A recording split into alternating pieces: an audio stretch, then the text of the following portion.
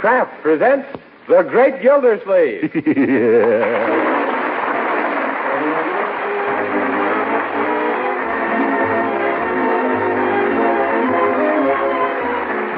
The Kraft Cheese Company, who also bring you Bing Crosby every Thursday night, present each week at this time Harold Perry as The Great Gildersleeve, written by Leonard L. Levinson.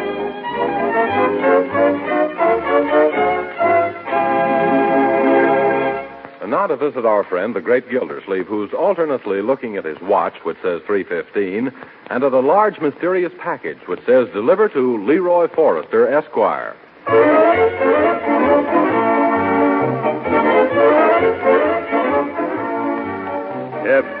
Isn't Leroy ever going to get home from school, my dear? Now, Uncle Mort, you've been fussing over that package ever since it came. You shouldn't be so curious. I'm not in the least bit curious. I was just wondering what was inside. I think it contains magazines. It says Leroy Forrester, Esquire. No, Bertie. By the way, where's it from? Some place called Fragile. No, the name on the other side. Oh, you mean, use no hooks. Use no hooks, Colorado, yes. The name of the firm, Bertie. Turn it over. Oh, yes, the Metropolis Merchandise Company. Well, this has me worried. Let me look at it once more, Bertie. Here it is, Mr. Gilsey. Thank you. Whoop. Oh, darn it, it almost flew open, but not quite. Don't lift it by the string, Uncle. It'll break. Oh, yes, so it will. I'll try to be more careful, my dear. Now, let me examine it. If you examine that box any more strenuously, it's going to fall apart. Yes, I suppose you're right, Bertie. Well, this has gone on long enough. Bring me the scissors, please, Bertie. The scissors? Uncle, I don't think you should open Leroy's mail. Who's opening Leroy's mail? I just decided to cut the cuffs off my trousers and bring this suit back into style. Oh, that sounds like Leroy now. It can't be. He shut the door after himself. Oh, Bertie, I'm hungry. That's Leroy, all right. Was there any mail for me? Yeah, here it is. Gee, I can hardly wait. Good afternoon, Uncle Mort. Where is it? Hi, Marge. Oh, boy, what a big package. Hello, Bertie. Anybody got a pair of scissors? Thanks, Uncle. Yes. Oh, gee, at last. Why, it's garden seeds. Yeah, 300 packages of them. That's a good deal, Leroy. Sure, all I have to do is sell them at 10 cents a package and send back the $30. That's not such a good deal after all. What do you get out of it, young man? Oh, I'm not going to tell you now. I'm going to wait till I finish selling the whole slew and surprise you. Well, if you sell that many seeds, it's sure going to surprise me. Oh, don't worry. I've got 3 surefire customers to begin with. Is that so? Who are they, my boy? You, Marge and Bertie. All right, step right up, folks. Get your nice fresh seeds. Which kind do you want, Bertie? Well, let me see. Oh, you got flower seeds, too? Sure thing. Petunias, hollyhocks, cucumbers, onions. Yes. Yeah, and Sweet William. Oh, that's what I'll have. There's a boy in the Army named William. I'll sweet on. Okay, that'll be a dime, Bertie. How about you, Marge? You ought to take something to remind you of that ensign in the Navy. You want any beans? No, Leroy. I'll remember him without beans. I'll take those forget-me-nots. Here's my dime, Leroy. I've taken some kohlrabi seeds. Kohlrabi? What's that? Kohlrabi, Leroy, is cabbage trying to be cauliflower. Leroy, don't you think 300 packages are too many for you to try to sell? Oh, no, sis. I am going to cover every backyard in town. And look how well I've done so far. In the first 5 minutes, I've already 3 down and only 297 yards to go.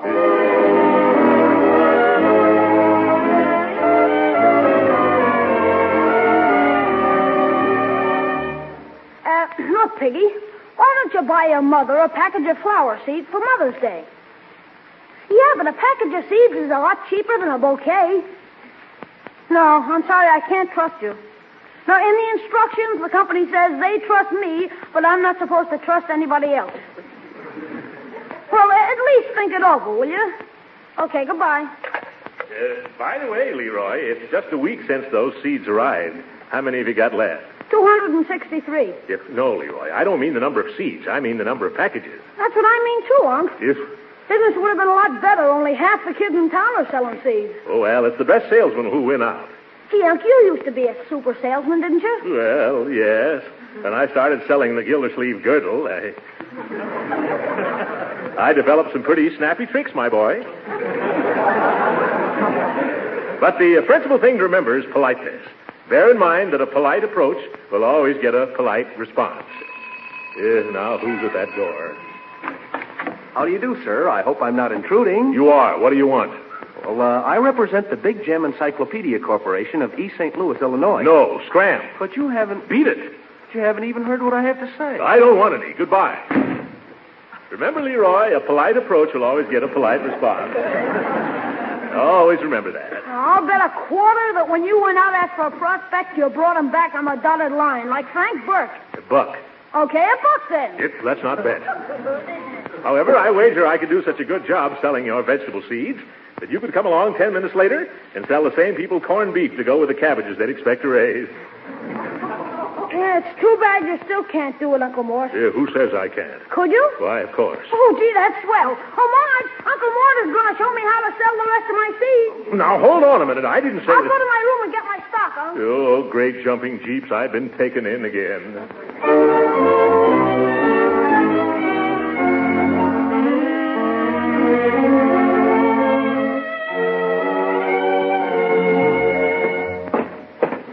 Now, remember, Leroy, the important thing is to start talking first and don't stop till your customer says yes.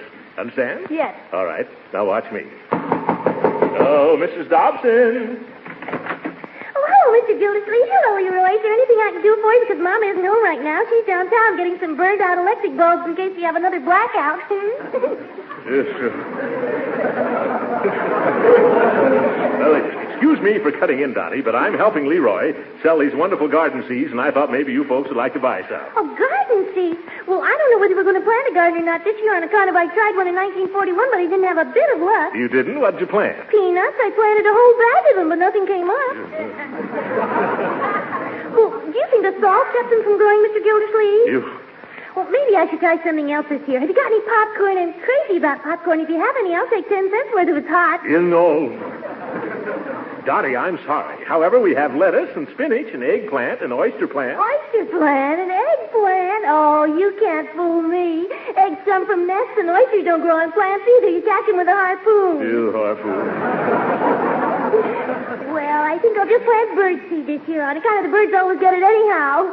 Well, goodbye now.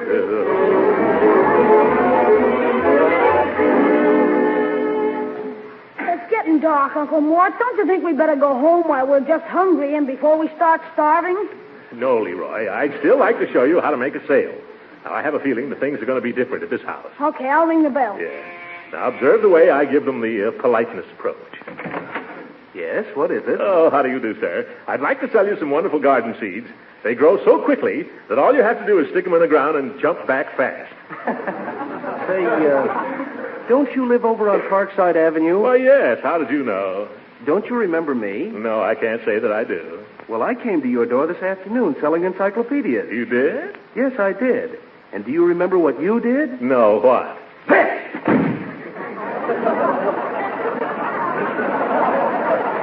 Yes, now I remember.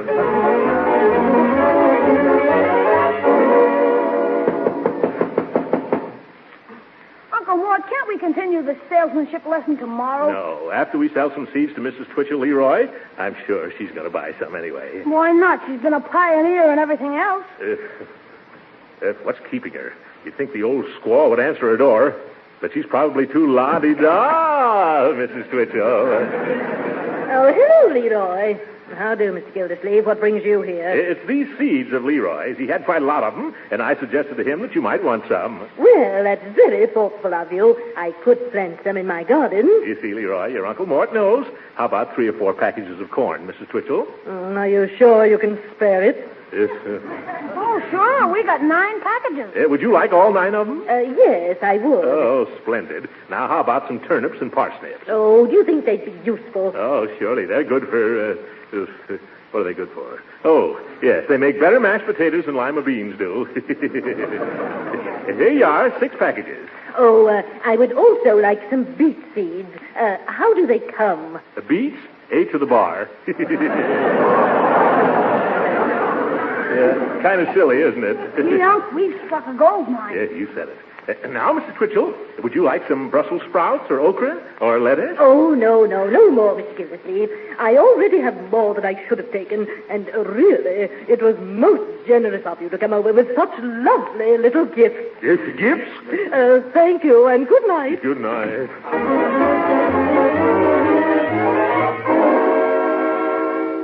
Now, Judge Hooker, the first thing we want understood is that we're selling these seeds, not giving them away.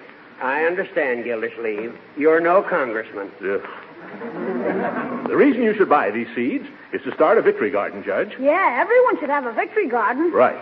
Food will help win the war. Food is as important as ammunition. Yeah, and all the money we save raising our own food we can put into war-saving stamps and bonds. Hey, that's a very good point, young man. Hey, yeah, and look at the exercise it'll give us. Sure, and that way you can get rid of that spare tire, Gildy. Well, I wasn't aware that I had any spare tires. Just look in any mirror, Gildersleeve. Oh, yes. The judge made a joke, Leroy. Let's laugh. I'm glad you agree with us, though, Judge. How many packages of seeds do you want? None. None? Why not? Well, I planted my garden a week ago. Gee, too late. You mean that pint-sized plot in your backyard? Well, you can't raise enough stuff there to feed your next-door neighbor's bantam chicken. Well, I haven't any more room here. If I had a place out in the country, I could sure go to town. Oh, out in the country. Oh, say, there's an acre that belongs to Marjorie and Leroy's estate right outside the city limits. There is? Well, we'd let you plant a big garden out there if you bought your seeds from the right party. An acre's too much for me to handle by myself. But I take half if you plant the other half, Gildy. That's an idea, Uncle Mort. Between the two of you, you'd use up all the seeds we haven't sold. Yes, well, I don't know. Remember, Gildersleeve, food is ammunition. Yeah. Especially the food you'd grow. We can use it to throw at the enemy. Yeah, that's all. Well, I'll show you. Leroy, how many packages of seeds have you got left? $23 worth. All right. That'll be 11.5 from you, Judge, and the same amount from me. Now, how about making it a sporting proposition? I'll toss you to see who pays for the whole thing. Okay, he's going to toss me. You call it, Hooker. Ready? Head. It's a head, all right. Head, I should have mine examined.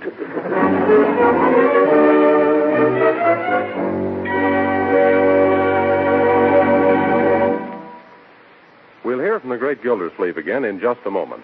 But first, here's an interesting question a friend asked me. A question that certainly proves American housewives are nutrition conscious these days. It was about Parquet margarine, the delicious spread for bread made by Kraft. This housewife said, I serve my family Parquet margarine, and they all like it. But does Parquet provide them with the kind of nourishment I should expect from a spread for bread? Well, that's easy to answer. The answer is yes. Parquet margarine provides economically the important food elements that nutritional experts generally require of a spread for bread. Here they are. First, Parquet margarine provides energy. In fact, it's one of the best energy foods you can serve.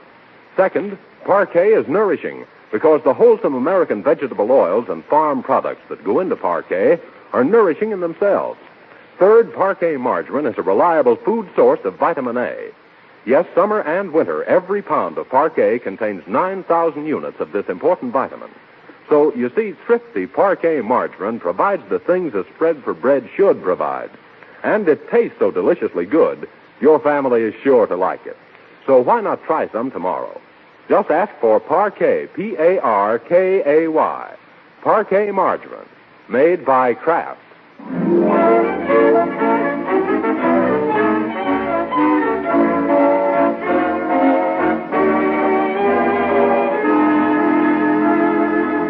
Have you ever tried to locate a piece of property from the legal description on the deed? Well, that's what the great Gildersleeve and his nephew Leroy are attempting to do this morning before starting out to plant that victory garden. 200 northerly feet of the westerly half of Section 5 East, sometimes known as the old Flugelhammer property. In tract 207.5 of the 1904 survey, as provided for in paragraph O of the treaty made by President Chester A. Arthur with the Kitsikoo Indians. I still don't know where it is. Neither do I. Too bad I never went out and looked at that property. Yeah, it might turn out to be in a swamp or under a lake. Well, in that case, we could raise ducks. Or rice. Or ducks and rice. Imagine raising ducks already stuffed with wild rice. Before you start selling any duck dinners, Unc, don't you think we better go downtown and ask the county recorder where this property is located? That's a mighty good idea, my boy. Then we can go directly out there. Okay, start the car. Yeah, not so fast. What about our lunch? Oh, Bertie. I got the whole pack, Mr. Gildersleeve. Here he is. I picked some new kind of sandwiches I hope you like. Oh, what are they, Bertie? I call them Birdie Burgers. Yes, Bertie Burgers. They consist of half a cold chicken between 2 slices of baked ham. Oh, boy. Come on, Unc, let's hurry out there so we can dig in. To the sandwiches, I mean. Yeah, you're going to do a lot of other digging, young man, before we come to the Birdie Burgers. Are all the garden tools in the rear compartment, Leroy? Sure thing. Start her up, Unc. It seems to me we've forgotten something. Tools, lunch, old clothes. I guess we've got everything. Well, thank you, Bertie. Welcome. Now take it easy the first day, and don't try to chew more than you can bite off. Yeah, okay, Bertie. Have a good time while we're away. Yeah? You sure the funniest looking farms I done ever seen. Well, so long, folks. Yeah, so long. Did you hear that, Leroy? Bertie says we're two of the funniest looking farmers she ever seen. Whoa! Gee, what's wrong, Unc? Bertie just reminded me what I'd forgotten to take. All that seed.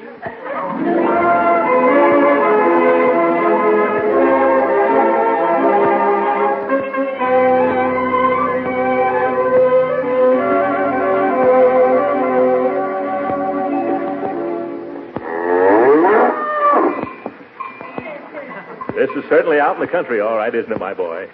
I bet the Saturday Evening Post doesn't get out here till Saturday.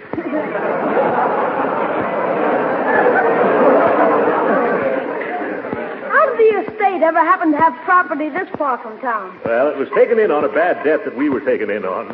Well, according to the directions, it runs 200 feet north from this marker. But which way is north? It's north. Let me see. If we had an oak tree, we could tell. If it had moss on it. Moss grows on the north side. Nor is it the south side. Well, it's one of the two, anyway. How about asking that man over there? That man? Where? Over there with the mule. Oh, I thought that was a pair of mules. Hey, you over there. Which way is north? What did you say? I said, which way is north? Huh? Which way is north? Don't know. I just work here. I could have gotten a more intelligent answer out of the other mule. Well, maybe we can figure it out by ourselves, Unc. Huh? The sun should be in the east, shouldn't it? Yes, unless it's afternoon already. Well, then, if you face east, your left hand is toward the north, isn't it? Why, yes, you're a bright Boy Scout, Leroy. Now, all we have to do is measure off 200 feet towards our left. Uh-oh. We forgot to bring a yardstick. Yeah, one thing after another. And maybe that fellow over there has a yardstick. Hey, you! Have you got a yardstick? What did you say? I said, have you got a yardstick? Got a what? A yardstick! Don't know. I just work here. Never mind, Leroy. I'll just step off the 200 yards. That's swell. How long a step do you take, Unc? A step? Well, let's see. Somewhere between, I forget. Or did I ever know? You better skip the stepping, Leroy. Have you got any other suggestions? Yeah, too bad Bertie isn't here. She wears a size 12 shoe. We could use her for a 1-foot ruler. How tall are you, Unc? Tall? I'm 5'10". Why? Gee, if you were only 6 feet tall, you could lay down and be 2 yardsticks. Hey, that's a good idea, Leroy. I know what we'll do. Bring that rake handle out of the back of the car, will you please? This one? Yes. Now, I'll lay down here like this. Yes. Now, you mark the spot in the dust where my feet end. Oh, okay, but what... You'll soon see, my boy.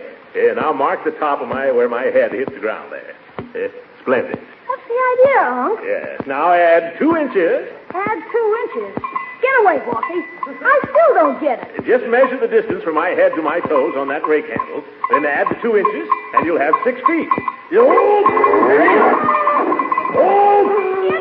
get off my Uncle Boy. Beat it. Get that cow away from here, Leroy. I'm trying my best. Get out of here. Quit swinging that tail in my eyes, madam.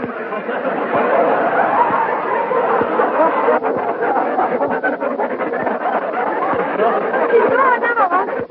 Oh, thank goodness she's gone. Help me up, Leroy. My goodness. What does that farmer mean, letting a dangerous cow run around loose? Hey, you! What did you say? Why did you leave that cow loose? What's that? What do you mean leaving that cow run around stepping on people? Who's what? Oh! Why is that cow allowed to run wild? Don't know. She just works here.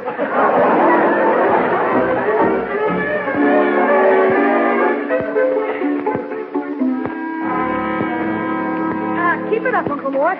That's fine, Judge Hooker. This is our last row. Yeah, it's a mighty hard row to hoe, too. Oh, don't beep so much, you old muttonhead. Doesn't this take you back to the days when you were a kid on the farm, Judge? It would, Gildy, except for one thing. What's that? I was never on the farm when I was a kid. Oh, I bet you never were a kid either. You must have been born middle-aged. Was it fun on the farm once? I'll say. I used to go around barefooted. Oh, it was nice to bury my little pink toes in the cool, fresh earth. You know, I wouldn't mind doing that right now. That won't make you a kid again, Gildersleeve. Well, maybe not, but these shoes are awfully tight anyway. If no one minds, I'm going to take them off. Yes, there's nothing like getting back to the soil, is there? Certainly feels nice to scrunch the dirt between your toes, doesn't it? It does? Yeah. Come on, Judgy. You might as well be comfortable. I believe I will try it. How about you, Leroy? Oh, thanks. I've outgrown that sort of thing long ago. Well, I got my shoes off, Gildy. Feels mighty good. Yeah, feel even better if you took your socks off, too. Huh? Oh, yes, of course.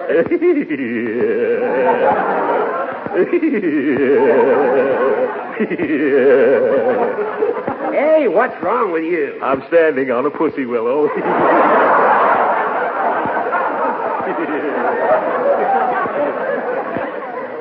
Pardon me, but if you gentlemen farmers had stopped planting your feet and finished planting the rest of these seeds, we'd be all through. Yes, you're right, Leroy. Come on, Judge. Quit clowning around and help Leroy and me. Now, what do you want me to do? Well, here's some seeds.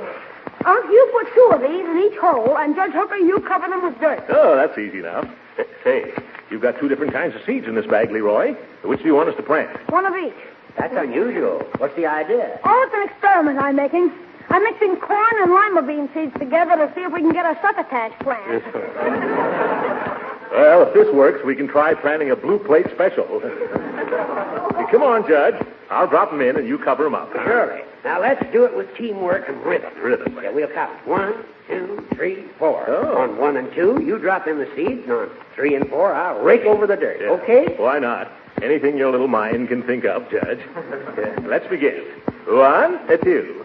3, 4. 1, 2. 3, 4. 1, 2. 3, 4. It's corn, beans. Rake, rake. Corn, beans. Rake. Oh! Quit raking my big toe, you clumsy little bastard. Go on, I never came anywhere near your big toe, you big ninny. Is that right? Well, look. Is that your big toe? Why, I thought it was a lima bean.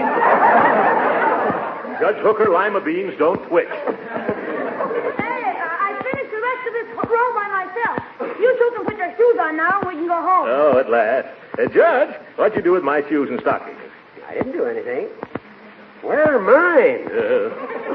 That's kind of peculiar, isn't it?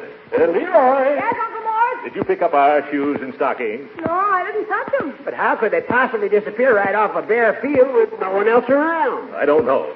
We can't pitter-patter home in our bare feet like this. Hey, I just figured out what happened. Huh? Come on, Uncle Mort. Come on, Judge. Let's get busy with our rakes and hoes again. You planted your shoes and socks. Yo, this is going to be one of my bad days.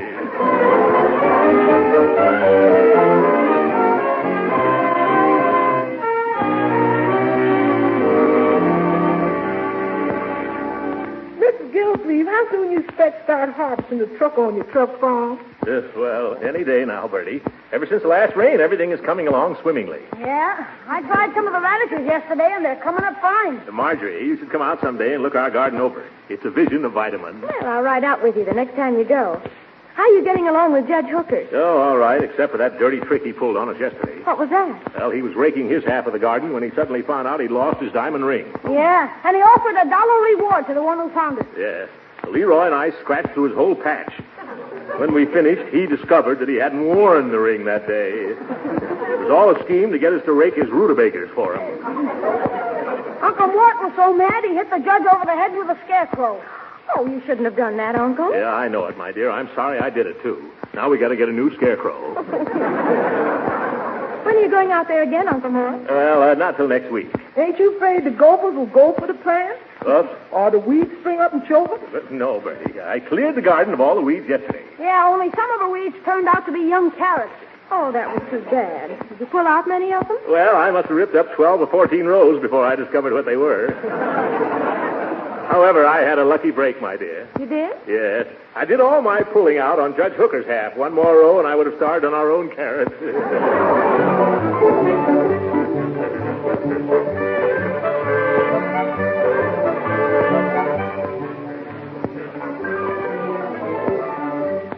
Really, Uncle Mort, I've been amazed at what you've done with this bit of land. You really and truly have a green thumb. Yes, it matches the rest of his complexion. Now, see here, Judge Hooker. You get over on your own side with your pumpkins and cabbages. That way you won't look so conspicuous. Oh, Mort, the judge was only having a little fun. Huh? He didn't mean it. Oh, look now, but there's that man again. Yes. Oh, Marge. Oh, you mean the hired hand from the farm next door? Yeah. Why does he lean over the fence and grin and laugh all the time? He's been doing that ever since we started this garden. Used to make us angry at first. Doesn't he give any explanation? Well, if you ask what it's all about, he just says, Don't know. I just work here. Oh, I bet I could find out. Let me try, huh? That's not a bad idea, Marjorie. Go ahead. Let's us go over, too. I'd like to know what this is all about. Come on, then. Only let me do all the talking. Come on along, Uncle Mort. At first, I thought he was amused at our efforts to be farmers. But we've had such marvelous results, and he still gives us the horse laugh. Good morning. Good morning, lady. Nice garden my uncle and my brother and Judge Hooker fixed up, isn't it? Yes. There's nothing wrong with the garden, is there? No. And what's the big joke, huh? Oh, come on, tell me. It's the land the garden is on. What's wrong with that land? Nothing, only it ain't yours. What? What do you mean it isn't ours? The first day you come out here, you started measuring south from the stake instead of the north. What? Does that mean that we put in all that work for nothing and the crop isn't ours? Oh, I had a feeling I was wrong, Judge. When did you get that feeling, Gildersleeve? Yes, this morning. A fine time. Yeah, so I went downtown, and I found out that a Mr. Compson owned this property. Yeah, that's the man I work for. Oh, no, you don't. Not anymore. I bought this property this morning, and you work for me now. By George, you don't either. You're fired.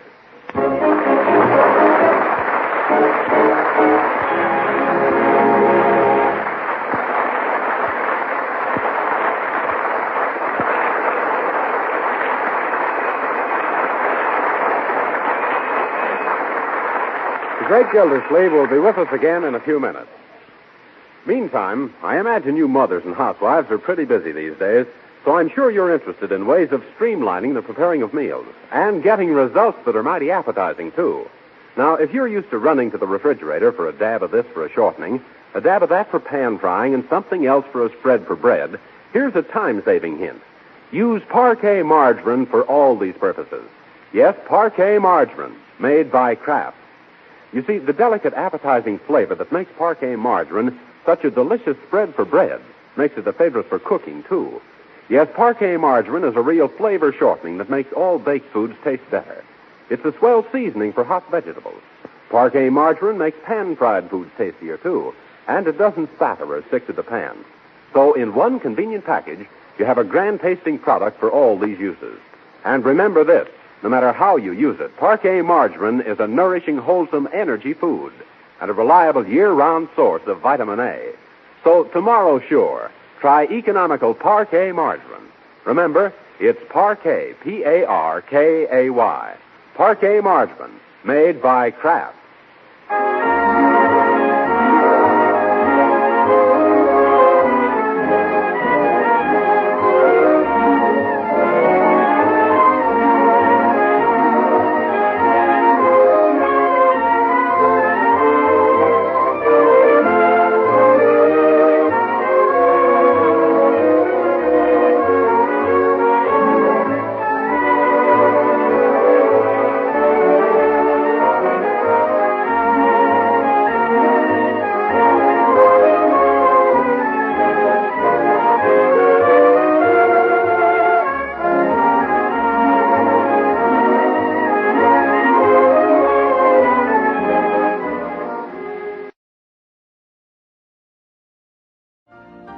You've been listening to the OTR Gold Network.